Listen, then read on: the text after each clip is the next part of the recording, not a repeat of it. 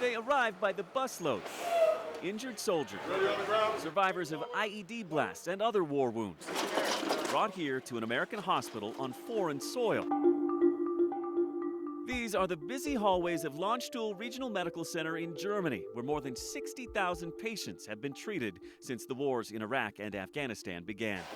Including on this day, Nathan Schurter, an Army sergeant who just days earlier in Afghanistan had a brush with death when his Army buddy stepped on an IED right next to him. Got him, got me and my saw gunner right behind me. What's your name? Sure. The homemade bomb turning the terrain into shrapnel, hurling pebbles, dirt, and sticks at him, embedding them in his skin. Some of the bigger holes are rocks that are in there.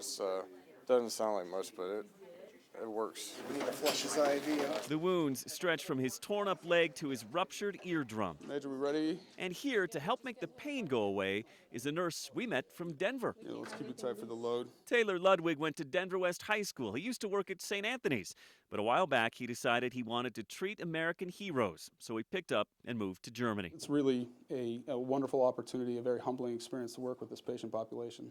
And so every day I feel honored to be included in this group. For Taylor and the other medics here, the goal is to tend to soldiers like Nathan and get them back home to their loved ones in the U.S. as fast as possible, usually just 2 or 3 days after they've been injured in the battlefield.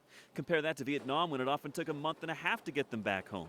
For Taylor, it's the least he can do for men and women who do so much. Hey, Sergeant, thanks for everything you do, partner. And while 99% of the injured service members who show up here at Landstuhl do make it back home, occasionally the heartbreaking happens here.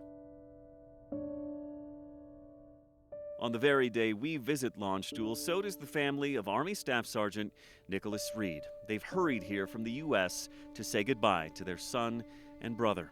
A bomb disposal expert, just days earlier, he suffered massive wounds when one of those bombs went off. He was injured here in Afghanistan, down in the Kandahar province, one of the most dangerous parts of this still very dangerous country. He held on for 4 days, but the 26-year-old's wounds were just too severe. There was no way he could have survived. The young soldier was flown here to Landstuhl and honored in an emotional Purple Heart ceremony right there in the ICU, in front of his family, nurses, and doctors before he passed away. The ones that stick with you are people who did not survive, because you get the most emotionally vested in those. Lisa Boatwright works in that ICU. It's a world away from her early days as a nursing student at the University of Colorado and her job at Swedish Medical Center. Neurosurgery is okay with him flying. There's something different when your patients are heroes, she says, and you're the one who has to deliver the heartbreaking news. For me, that's the hardest part of the job, is talking to that emotional wife or parents or someone on the other end of the phone.